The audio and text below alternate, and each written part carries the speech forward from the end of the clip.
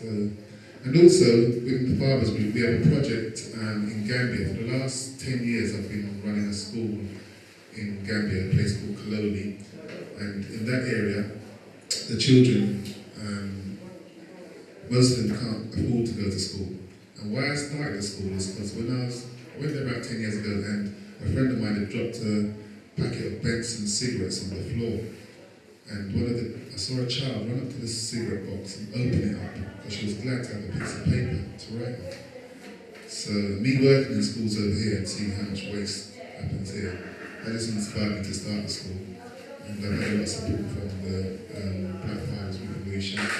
And we actually done some fundraising shows with Janet Kay and lots of artists, soul artists, reggae artists, raised the money to start a school in a place called Lamin in the Gambia. And those children, it's a nursery school, and those children are about, say, 5 miles away from the nearest school. And without them, basically without the support of the school, they have no education. So this is a little bit about the Bible and myself.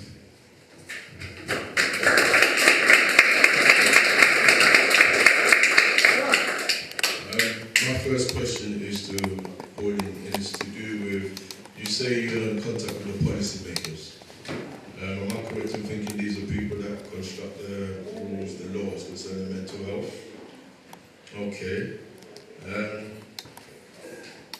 How do they find or address a black woman when dealing with mental health?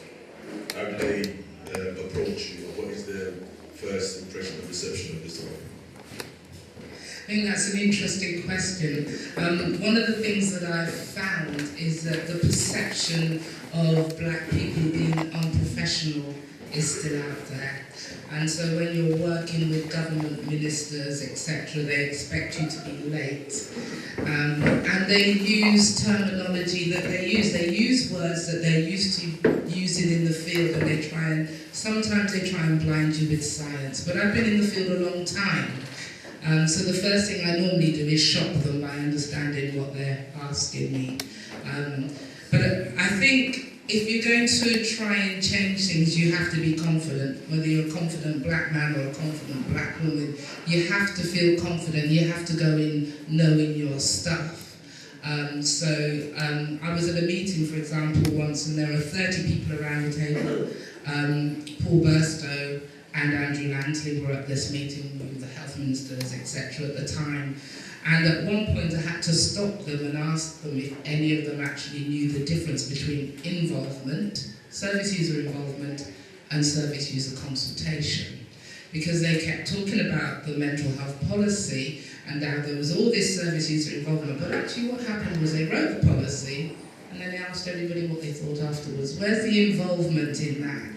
But from the time I asked that question, their approach to me was very different. So I think it's really about knowing who you are, feeling confident, knowing that you know your stuff, because people can make you doubt yourself, but not going down that road, and having a colour-blind approach to it. So they might see the colour, but you have to see the issues.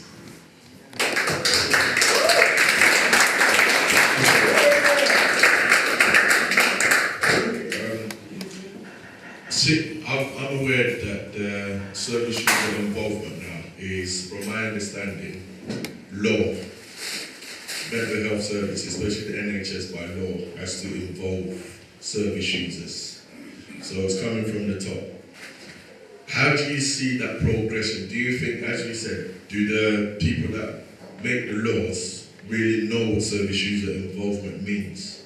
And how do they ensure, what are the reprisals for the professionals that do not use service user involvement? In other words, are they really serious? If people fall short, are there comebacks to them? I mean, I think there are two things really. Usually if it's a law, then you break the law and you get punished. What it tends to be is about policy, which is good practice and best practice. And that needs a lot of internal change. One of the things AFIA is looking at doing is providing training for commissioners and all the people who make decisions, because unless you change the inside, then you can't change the outside. And a lot of people have been in the field for a long time. They have the old hats on. They struggle. They really genuinely don't know the difference between involvement and consultation. It's not that they're bad people. It's still new to them. It's still a challenge to them. And when it comes to black people, to other communities, to Asian people, they don't understand things like community assets. They don't understand that if you change a policy and people have new rights, there's no point in putting up in your wall in your surgery. Why isn't it in the hairdressers? Why isn't it in the barbers? You know, why aren't you going to the community groups? But if you do what you always do, like my mother says, you get what you always get. And there's still a lot of that about.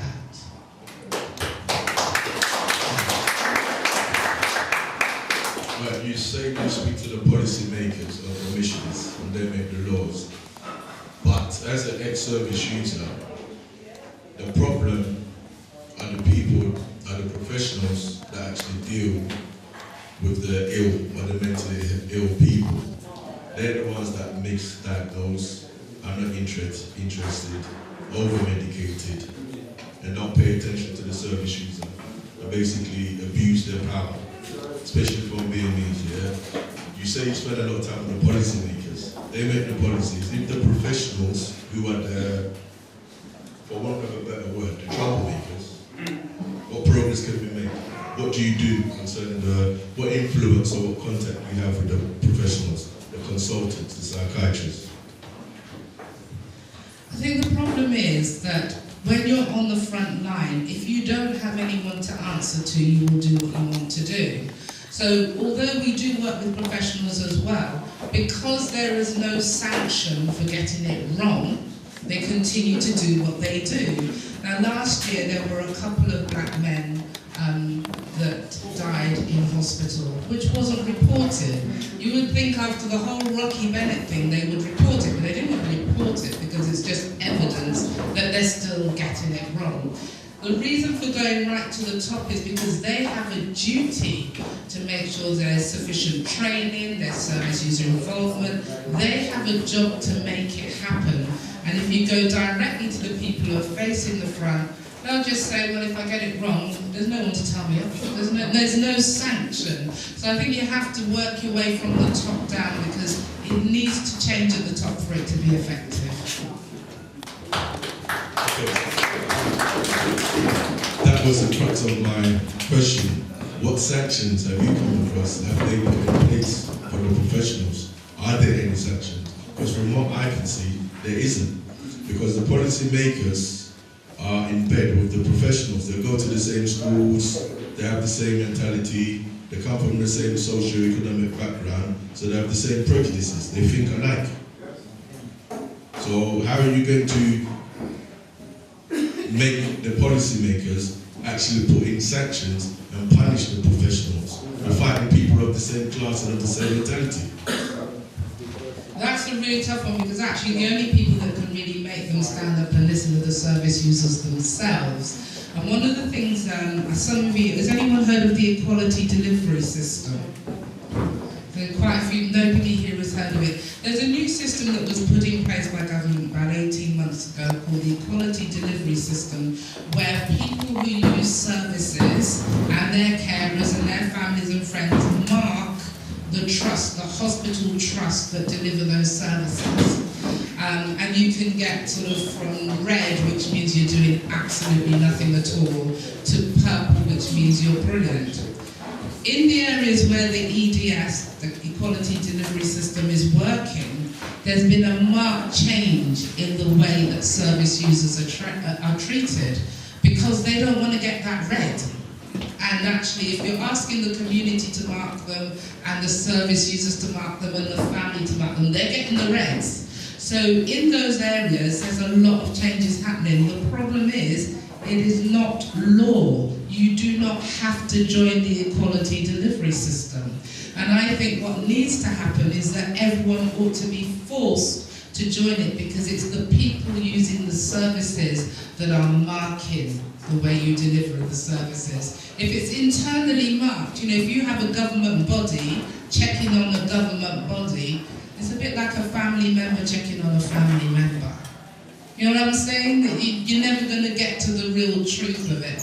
But the EDS means that the public, their carers, the service users, those are the real people who are marking the service. And I think they need to push that a lot more. And if they do, then we will get to sanctions, because actually if you get a red, you're going to get less funding, no one's going to want to use your hospital, the truth will out. So I think we need to push for more services that are actually marked by the people who use them, the public at large, everybody who uses them, not just mental health services, but everyone that uses a GP, a hospital. We should be the ones that are marking you and telling you whether you're doing a good service or not. If we're not, then there's absolutely no point in having standards. There are standards everywhere, but there's no point in having standards if you're marking your own standards. What kind of rubbish is that? You know? So we need to make sure that when they introduce standards, that it's a legal requirement for them to join them. The area I live, one of the largest employer of nurses and people like that, and serving a large community, a very diverse community, they decided not to join the EDS, even though one of their non-executive directors was the lead for racial equality. He allowed them to say no. There's no way I would have sat on that committee and allowed them to say no. So we need to stand up and be counted and take some responsibility for standing up and being counted as well.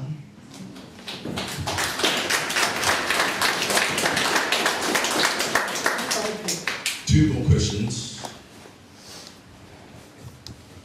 What I find is that I'm going back to the professionals, the people that actually diagnose, treat or mistreat the BMEs, and indeed in some cases their own white service users, because they don't have an understanding of black people or their poor working class white person.